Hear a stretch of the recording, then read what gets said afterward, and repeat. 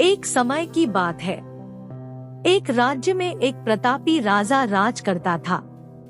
एक दिन उसके दरबार में एक विदेशी आगंतुक आया और उसने राजा को एक सुंदर पत्थर उपहार में दिया।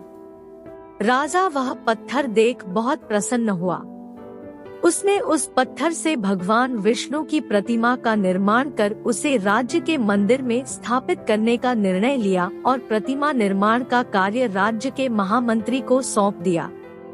महामंत्री गांव के सर्वश्रेष्ठ मूर्तिकार के पास गया और उसे वह पत्थर देते हुए बोला, महाराज मंदिर में भगवान विष्णु की प्रतिमा स्थापित करना चाहते हैं।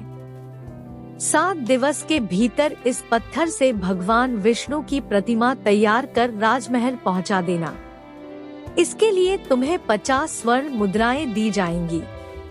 50 स्वर्ण मुद्राओं की बात सुनकर मूर्तिकार खुश हो गया और महामंत्री के जाने के उपरांत प्रतिमा का निर्माण कार्य प्रारंभ करने के उद्देश्य से अपने औजार निकाल लिए। अपने औजारों में से उसने एक हथौड़ा लिया और पत्थर तोड़ने के लिए उस पर हथौड़े से वार करने लगा, किंतु पत्थर जस का तस रहा। मूर्तिकार ने हथौड़े के कई वार पत्थर पर किए, किंतु पत्थर नहीं टूटा।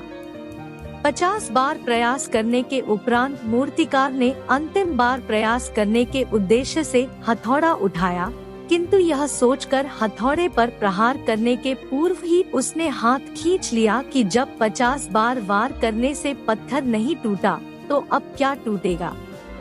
वह पत्थर लेकर वापस महामंत्री के पास गया और उसे यह कह वापस कर आया कि इस पत्थर को तोड़ना नामुमकिन है, इसलिए इससे भगवान विष्णु की प्रतिमा नहीं बन सकती।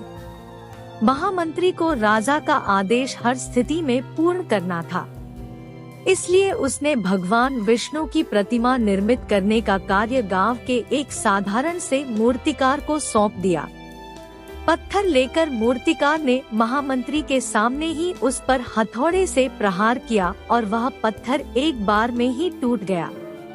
पत्थर टूटने के बाद मूर्तिकार प्रतिमा बनाने में जुट गया।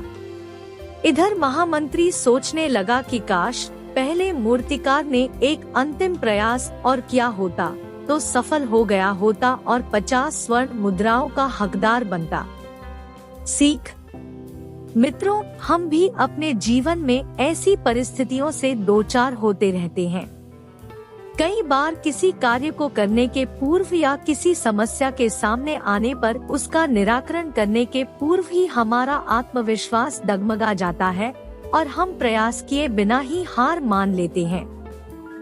कई बार हम 1-2 प्रयास में असफलता मिलने पर आगे प्रयास करना छोड़ देते हैं, जबकि हो सकता है कि कुछ प्रयास और करने पर कार्य पूर्ण हो जाता या समस्या का समाधान हो जाता।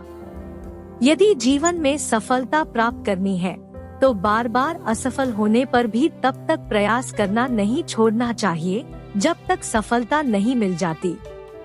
क्या पता जिस प्रयास को करने के पूर्व हम हाथ खींच ले वही हमारा अंतिम प्रयास हो और उसमें हमें कामयाबी प्राप्त हो जाए।